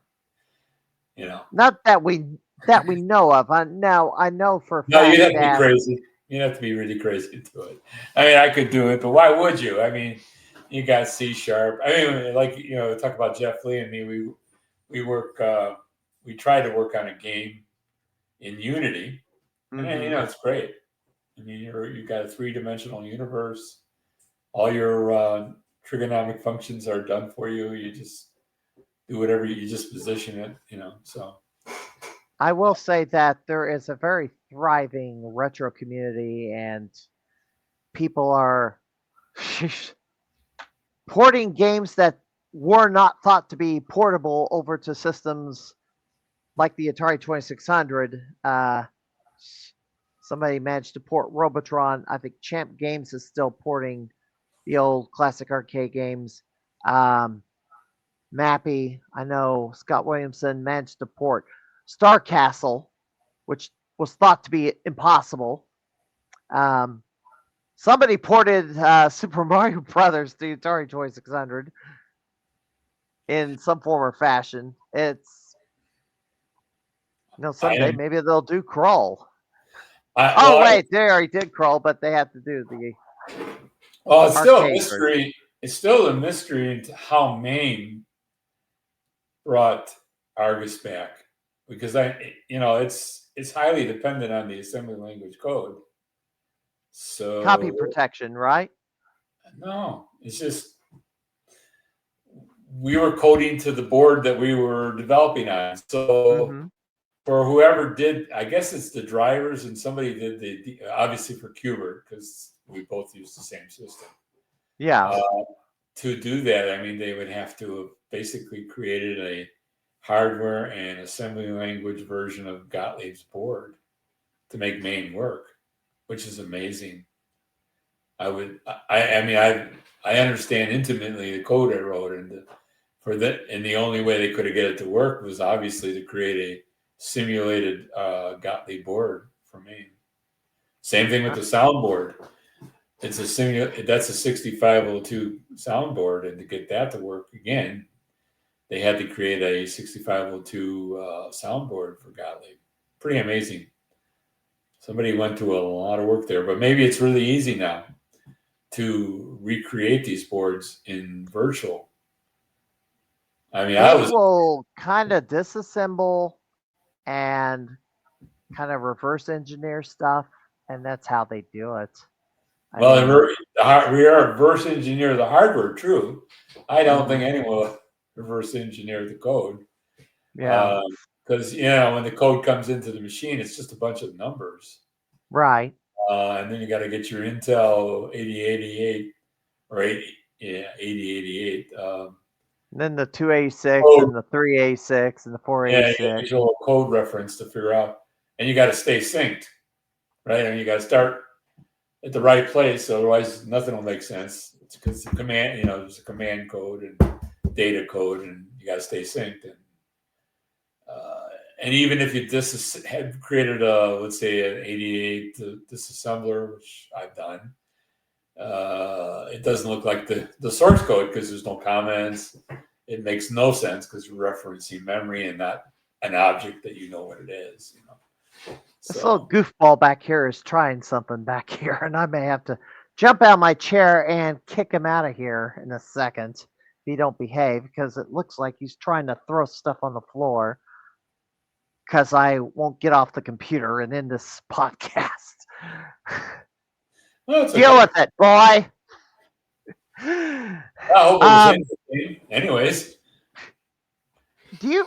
So I checked Walter Gay's trading card site. You don't have a trading card yet.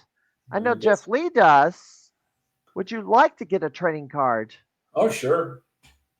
But, I'm an unsuccessful arcade developer. And by the grace of God, if you will, no one would even know what I did. Although it's on MAME, obviously. Well, that would be the point of these, though. Yeah, I agree. I'm humble enough to say, do I deserve it? Okay. Todd Freeman, if you're watching, we got to get Tom on a trading card. I mean, we had the unveiling of Argus at some point, and I know, were you there for when they unveiled Argus? Oh, yeah. See, there you go. They unveiled Argus, and they got... It was like it was in 2016. That was like a Gottlieb reunion. We had Dave Bonecutter, who was a major hardware developer for us. Jeff Lee, of course.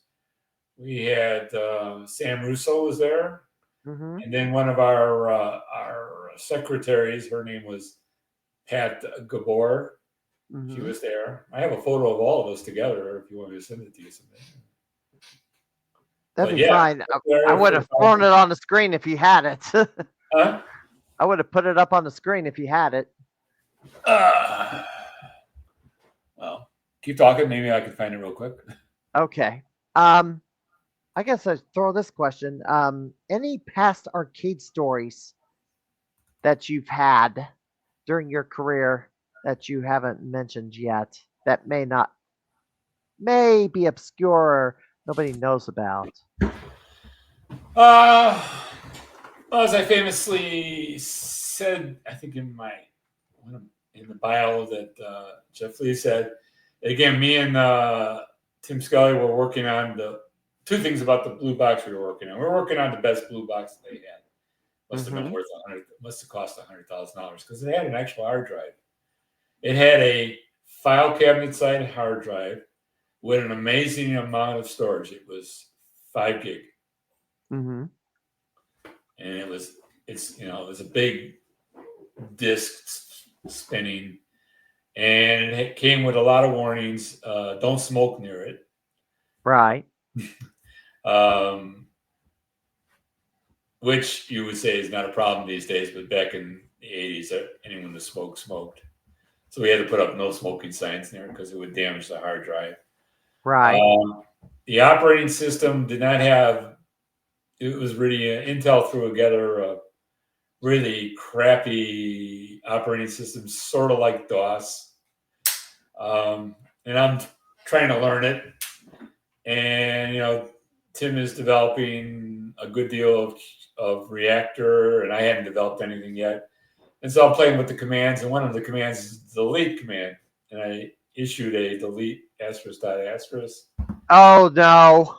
and I deleted all of Tim Skelly's code and fully expected There wasn't an undelete or no disk recovery tools back then. No. And also the things that, if you deal with any kind of file, you have file subfolders. There were no subfolders. That's how primitive the quote DOS was. Yeah. And I noticed that when we finally got DOS a year later, of course, at least Bill Gates had the wisdom to ask you, "Are you sure?" Yeah.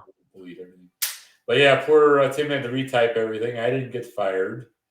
Maybe because I'm the only one who came up with a game idea at the time. And never did that command again. But, Yeah. simple thing like, are you sure you want to delete everything? Would be a little extra software there. But so that's that. We don't have to deal with DOS these days, thankfully. No, but I still know the command line. Well, DOS was superior to Intel operating system by a mile. I mean, you had subfolders. Yeah. So, Tim could be in one directory, I could be in another, but of course we'd be on our own computer. So why even bother with that? The other interesting thing is, of course, Qbert. Well, at the time, me and Tim were had the heat lamp on us from the management to get a game out there that would be successful. Tim more than me, but mine was fairly far along, so obviously they wanted it to be a hit. Warren Davis taking one of the lesser Intel boxes that did not have a hard drive, just had a floppy, as we mentioned, the 9-inch floppy, started developing Qbert in the back room while nobody was watching. So you might say that me and Tim ran interference for Qbert.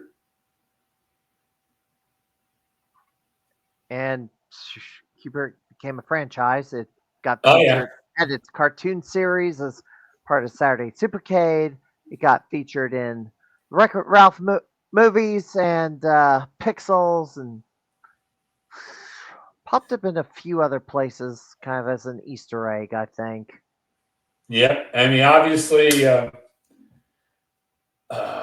Tim, and maybe even, not Tim, I mean, Warren held to the rule that I think, if I knew at age 26 when I was doing this, was the rule is that, again, you have to provide a challenge, kill off amateurs in 30 seconds so they put the quarterback in. I mean, that's any of your loving retro games that you're looking at had that philosophy.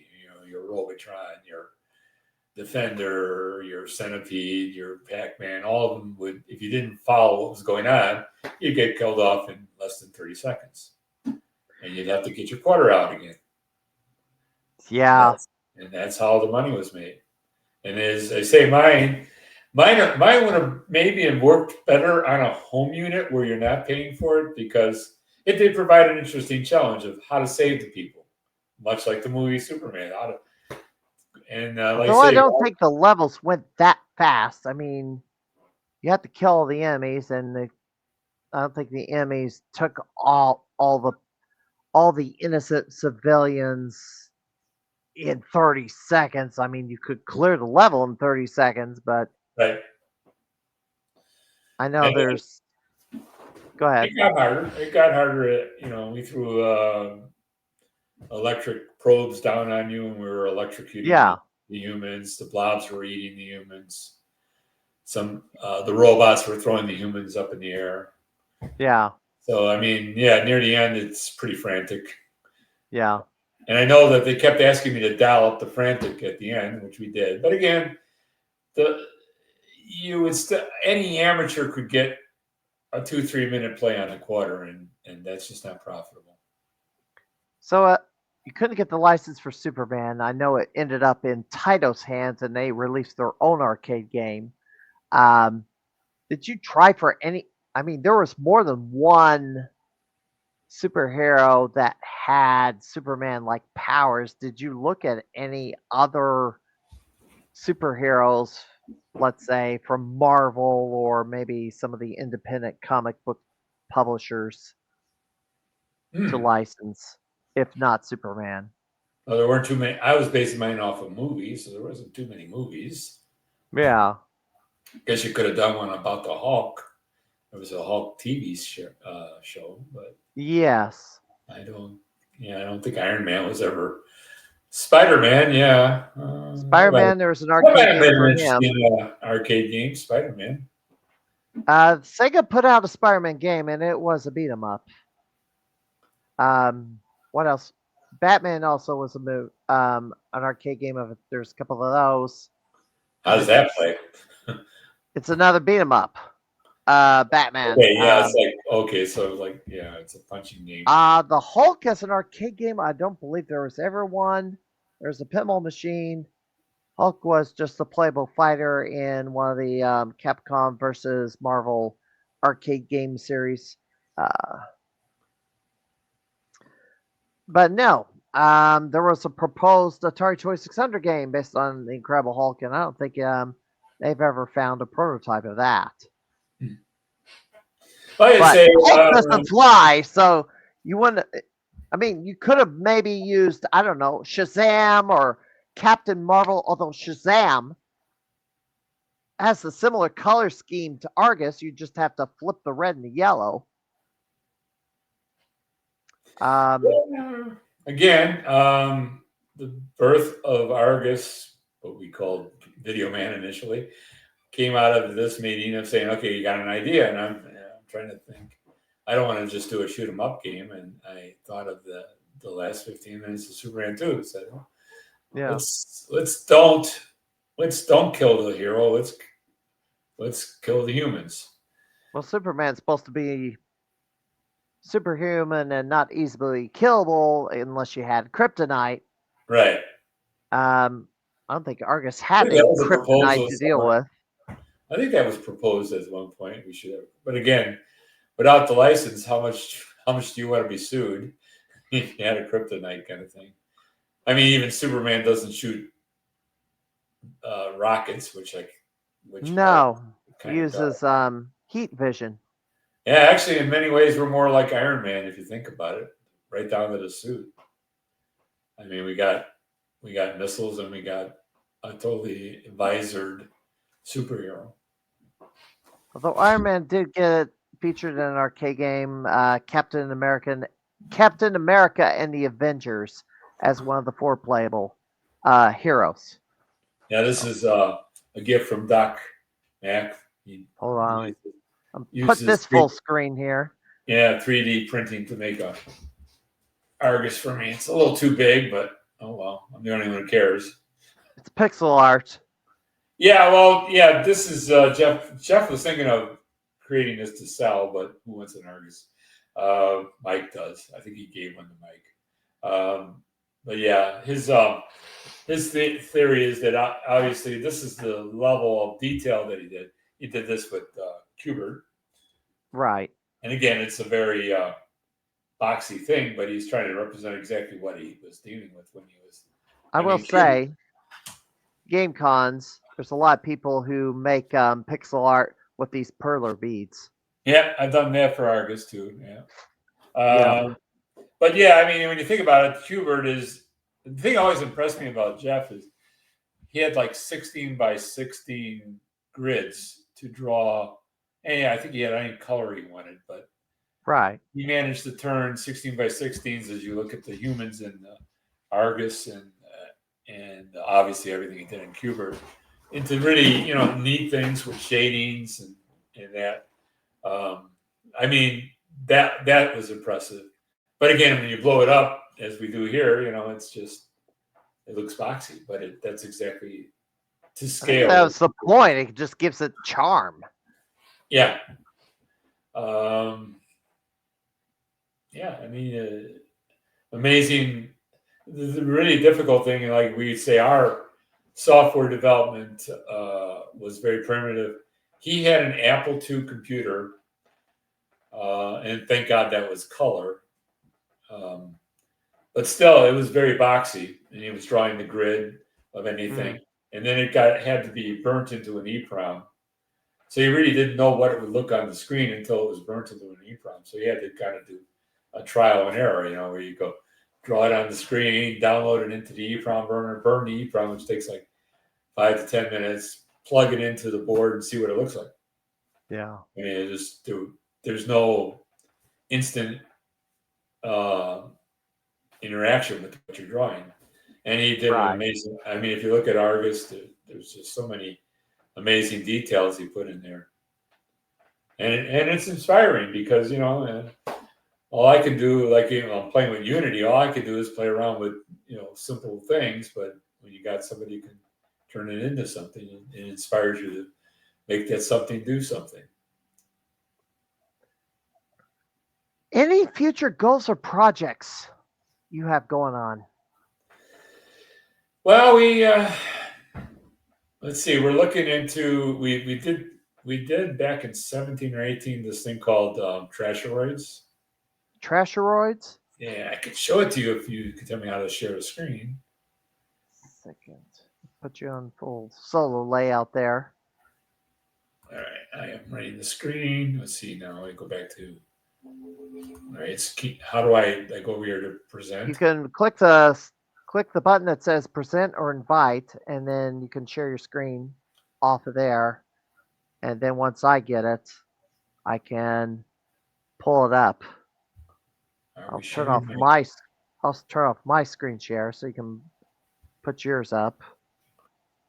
Okay, is it? You can share a window. So how do I? Oh, there it is. There we go. I got it. Share. Do you have that? It's loading up now. See And if there's anything here. Here we go. You got the You got it? There it is. Trash bots. And I see Mylstar. Okay, you got to see that first screen backwards. again. Let me restart it. You got it? I'll restart it. Let's do it. All right, real quick. All right. See Rat Slime? Yeah. And I see it's, Mylstar spelled backwards. Yeah, and we thought it would be a good idea to call it Rat Slime. Trash bots. Let's see if I can bring gameplay here. All right, let's try here. Okay. So yeah, we have, and this is all Jeff Lee's artists. You have these 4 robots to choose from. Which ones would you want? Oh gosh, just use let's use the first one. Let's see how it looks. Pick this. There we go. Did I grab the right one? Yeah. Okay. So we got it's three Argus. Argus, indeed. Yeah. So you have asteroids, and some of them will kill you, and some of them will give you more energy. They're all in nice, beautiful orbits. We have a black hole in the center of the screen here. Mm-hmm. Obviously, it's not a game yet, but it's interesting. Let's go crashing through a It's black under hole. development. We'll just say that. It looks like Perpsy, I guess, got destroyed Hey, he'll or come ended back. up in a black hole. Hey, he'll come back. And I assume the goal basically shoot the asteroids, or is it just basically Yeah, a well, actually, modern? what you do is you have a beam. Mm-hmm. This green is an attraction beam, and then Okay. the red is a repulsion beam. So you can put bad asteroids towards your enemy, and then let's see if I can do that. It's kind of like throwing space rocks at your opponent instead Yeah, of just outright trying to shoot him down like Space yeah. War. We have a two-dimensional version of this, but we try to make it three-dimensional. So yeah, it's got a long way to go, but I kind of dig the orbits of the asteroids. It's very physical. You can see they're in like proper orbits and everything around the black hole. And this is in Unity, so Yes. it's like Perpsy is about out of shield power and lightning bolts. Looks Yeah. like he just took another hit. Yeah. Let's see if I can kill them off and end the game here. Spawn in the black hole and I'll do it. One more shield, and although he seems to be ahead on points. Yeah, because Argus hasn't done anything. Yeah, he's just sitting there, kind of So winning by doing nothing. that should end the game, I think. Yeah, there we go. But he gets points for non-used shields and things. So he will win. Right. And then you have Argus Argus A plus. Awesome. and Perpsy pooped. Yeah. This thing was developed. Yeah, let's stop this here. You want to hide that? Okay. Yeah, we have a 2D version of it about like in 2018. It's a little more playable, obviously, but he wanted to go 3D, so yeah, I went back and worked on it a little bit. Then he has another a game called that we want to do is what does he call it? Another game. What was it? Oh yeah, beans. Okay, where you basically bounce off of a. You still sharing, by the way? Oh, not at this moment. If you took your screen down, so Okay. if you got reshare your screen with whatever, I guess this other game, I can throw it back up there. Okay. As soon as it comes up, it's loading. Share screen with share screen. Okay. And we want to look at the windows, and we want to look at yeah, right there. No, right here. Right? No, that's you. Center invite, and then you select the window you want to share. Okay, it's running. This one's very primitive. You don't have it, right? Nothing yet. Share. Okay, let me restart the There game. we go. Let me restart the game. This one he has done no artwork. I know Jeff Lee had something he was showing off at Midwest Gaming Classic, although it wasn't this. Basically, he wants to have like a bean that will bounce around these numbers. Mm-hmm.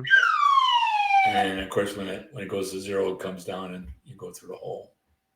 Is it going to play So again? basically, you want to land on the 1, 2, 3, 4, but avoid the 0. And do the numbers count down? Yeah. Oh, he hit a 0, but he didn't fall in. Okay, they do count. So he drops them down to 0, and then if you hit him again, it basically you go through the floor. Although he hit 2 tiles at the same time, so he stays in the game.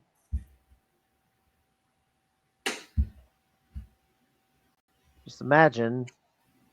I know this may not be going very fast now, but if this would be a frantic game if it was sped up a little bit, double Yeah. speeded.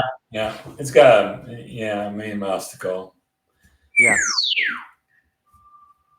And jumping off a diving board. I never learned. My days of coding is long gone. I'm not ever going to learn how to code again. So I don't know if I'm going to be writing any video games. Yeah. Fixing them is hard enough as it is. I'm kind of doing it as a hobby myself. Yeah. There's no money to be made at this point, I think, but who knows? There's still a shareware market, I believe, but it's, I don't know. All right. I believe that's it for any future game cons or appearances. I know you I did. don't know. I just kind of follow Jeff around sometimes when he goes because he obviously has the landmark game, and I'm sort of his assistant. Kind of an interesting turn of the tables from 44 years ago, where I was the lead person and he was just an artist. But I kind of wrote this down. Do you feel that you are in his shadow, or well, again, what can you do? I mean, to play by the rules of '82, you had to make a game that was exciting and challenging, and you would drop a lot of quarters in. And Kubert met those criteria, and Argus did not. Reactor did not. I mean, you think about, and again, I think of Tim Skelly as a kind of a Van Gogh, unappreciated in his times, and yet he had artistic genius there. Specifically, Reactor. I think Dave Thiel once said that if you had two reactors next to each other, because he did the sound, the only other person involved in Reactor was Dave Thiel with the sound, because Tim could not do sound effects, and he did some kind of really cool thing where the reactors will side by side will start syncing with each other. I don't Well, wonder nobody how else. that. So you could go head to head with another player, kind of link the cabinets. It's this would be a question for, I don't know if you ever can get Dave Thiel on your podcast, but he would explain it. I It's am a looking for a guest next week. Yeah, he's out in Seattle, so you'd have to maybe do some search on him. But one of the shows I met, and I never knew that either, that he had worked it out so that they harmonized together. It's not like there's some kind of communication. It's just the way Right. he designed the music and Reactor that they will start to harmonize together. But exactly what he's talking about, I don't know. And since nobody owns two or three reactors in one place, I guess we'll never know. But there's a Oh, I future. bet Doc Mac could get a couple Yep. together and just line them up side by side. Yep. All right. I do remember this. I just remember this. There was a recent discovery that there were cabaret versions of Qbert and Mad Planets. Do you know anything about those? Cabaret? You mean like tabletop? Yeah, that were not officially released. They were just no, they're stand-up cabinets, not cocktails, but it's kind of a piece of gaming history that just kind of just got discovered, but they weren't widely marketed. Yeah, I don't know anything about the production side of anything we released. Okay. All right, fair enough. All right. Tom, I want to thank you for coming on the Crimeycade podcast and learning a little bit of arcade history tonight and some stuff about some of the games you worked on. And we're gonna have to work on getting you a trading card. Okay, I'm all for that. Yeah. So I'll have to bug Todd Freeman of Old School Gamer Magazine, who works with Walter, because they're still making these cards. They've been issuing new cards every year, and I have two. So, One of my pictures up in Galloping Ghost. I got that. all right, maybe Yeah. we can find those. We can send those to Todd, and I maybe got a couple here if you want me to send it to you. yeah. And you need about the back of the card. You write a description up to about 200 words, describing your gaming achievements. Okay. How good of a game player are you? I didn't even ask this. Uh, Not very. Maybe, How good were maybe. you at Argus, the game you made? I don't think very good. I think Mike would beat me by far. But that's not saying much. He's great at the game, but yeah. Or Andrew? I know. Yeah, obviously, I know how to play the game, which some people don't know. If you dropped your first quarter in or go to Galloping Ghost and play it, but yeah, obviously. Did you hide any Easter eggs in Argus? No, I wish I did, but no. Mm. We were, I say, we were in the under the heat lamp, me and Tim. So there was not a lot of time to like do that. Although there was some bizarre Easter egg that was found with Kroll. Right. Well, again, while me and Tim were taking the heat, yeah, his team, Chris and what's the other guy's name? We're doing it on their 8-inch development box, and Warren was doing his thing on his 8-inch development box. So There's they this didn't have. bouncing head screensaver. They had, yeah. I found that out when they had his day at Galloping Ghost, that he had these hidden proms that he never told anyone about. I don't know if I can find those. The Kroll bouncing heads arcade. I don't know if it's. I don't know if I'm gonna find it. I know they did a live stream and they showed this off, but Yeah. no, it's not on YouTube. Nothing coming up on that. Oh, look at this. I just found this. Let me put this up here. Um this is the Kroll pinball. Yeah. And I believe this was this at Pinball Expo? I think it might have been when it was over at it was in Wheeling, not at its current spot in Schaumburg. So yeah. And there, as you can see, the secondary table is viewed through this hole, and so he just sent the ball down here, and he lost it pretty quickly. But there was only. What's the glaive aspect of crawl? Anything? That's the central of the story is the glaive. Yeah, I think you do There's something like to an light those arena. up. It's Arena? like some kind of arena in the center. Yeah, there's the glaive. You can see the glaive. Yeah. Well, right there where here. that. Yeah, where the paddles are. Yeah. Yeah. And then you see the glaive. Oh, I see. You kind of like have to hit each one of those numbers to get the glaive to light up. Yeah, these targets up here. Yeah, I've only played it that one time that it showed up at the Pinball Expo. There was a line to play it, so now I did get to see the inside, see the table under the table. They opened the coin door to show off the inside of this. I don't know if that's in this video. I wonder if there is or not. No, it's just the game. Well, here's a close up of this. Oh, so it's like an internal. Yeah, so that must be like the arena from the game. Something like that, yeah. And you get That the was another Gottlieb game that was discovered, Arena, which was the yeah, original version before it became Wiz Wars, but neither got released. right. That's Fred Darmstadt's, I believe. That's it. Yeah. Again, one of these. Thank God somebody saved the prom thing. Yeah.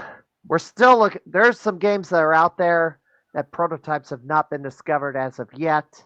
I know I believe that Dave Bouncer seems to Bonecutter, be.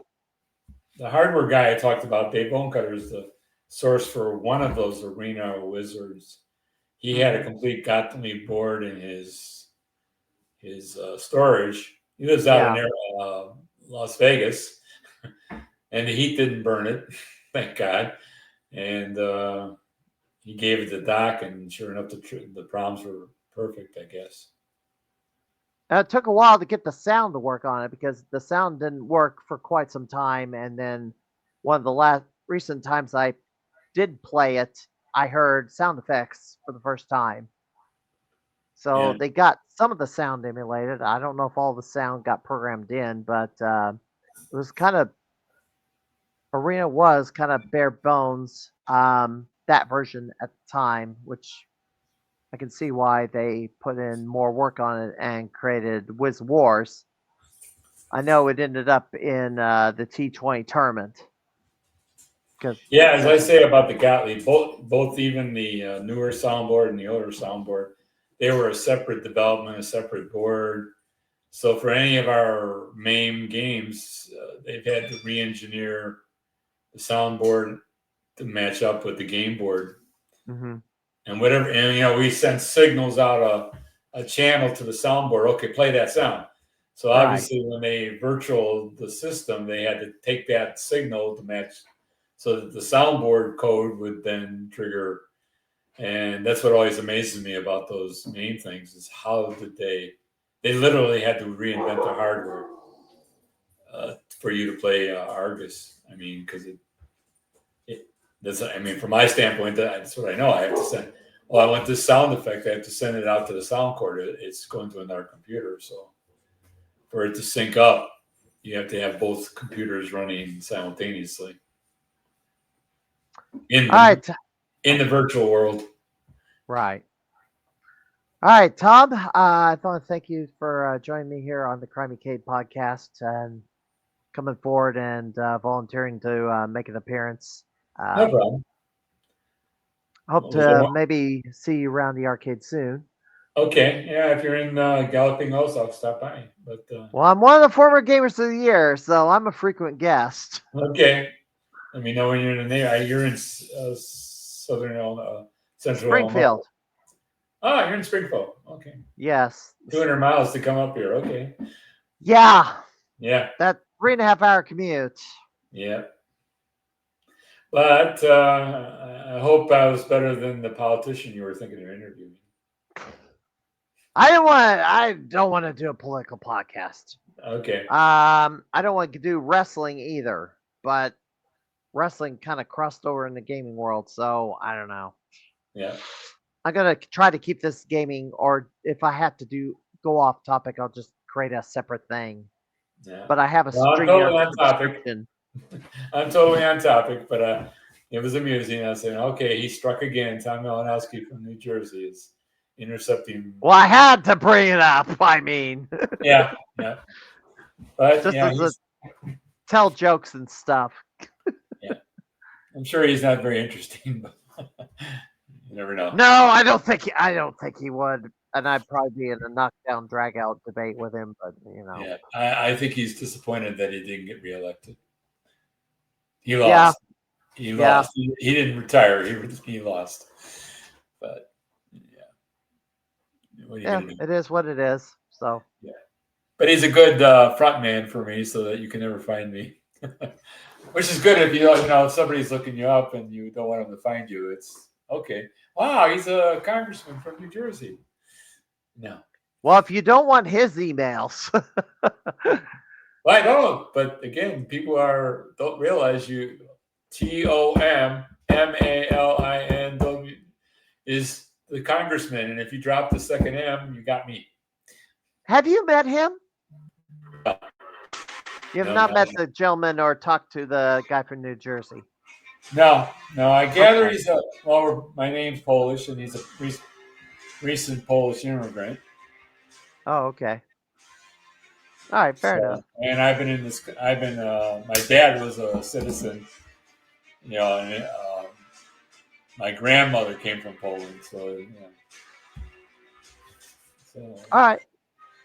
Well, Tom, I want to have you go wish you a good night, and we'll see you. okay. Well, thank you for inviting me. All right. Have a good night. All right. That was Tom Malinowski, the creator of Argus.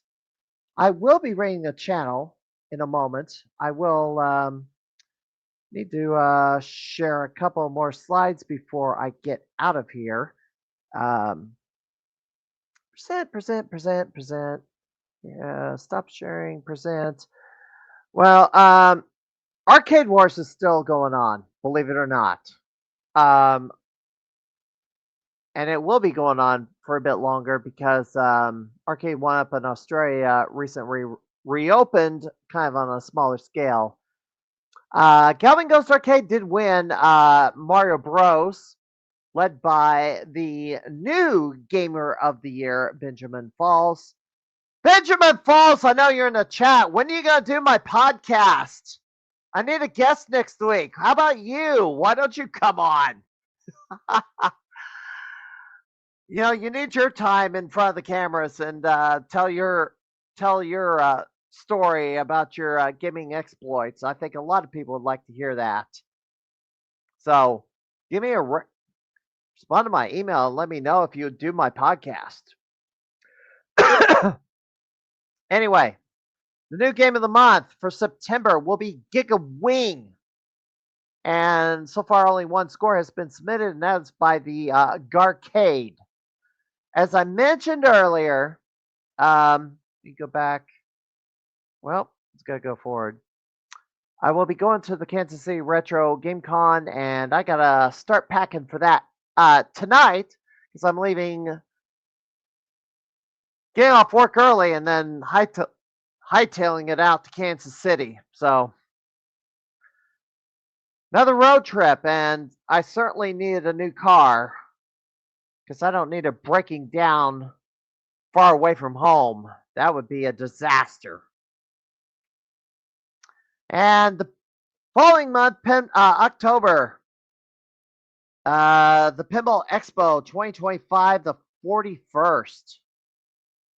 This year, I'm only going to be able to go for 2 days because I haven't been asked to go to another Comic Con in the St. Louis area on October 18th. So I'm going to pull information on that and share that next week. But who's my guest next week? I don't know. I'm going to have to, maybe I'll find my guest over in Kansas City and get him on the pod next week. But it looks like I'm going to have to start sending messages to people and my stack of cards. I've had a few people say they'll do it, but it's just like nobody's committed as of yet. So we'll have to see. I am going to rate a channel, but that will do it for the Crimeycade podcast. Till next time. And who am I going to raid? Who am I going to raid? I don't know if I'm going to raid somebody I'm currently following, or maybe I should raid somebody completely different. I'm just looking at the channels I have available that are currently streaming now, and it's like, yeah, nothing's really jumping out at me. So maybe I'll just go ahead and return the favor. Although, good grief, he's still going. Well, I had Carl DeLinden. I mentioned I had Carl DeLinden on the Crimeycade a couple weeks ago, and he's still going. 11 hours, 15 minutes. He is still going. He's playing Hollow Knight 2.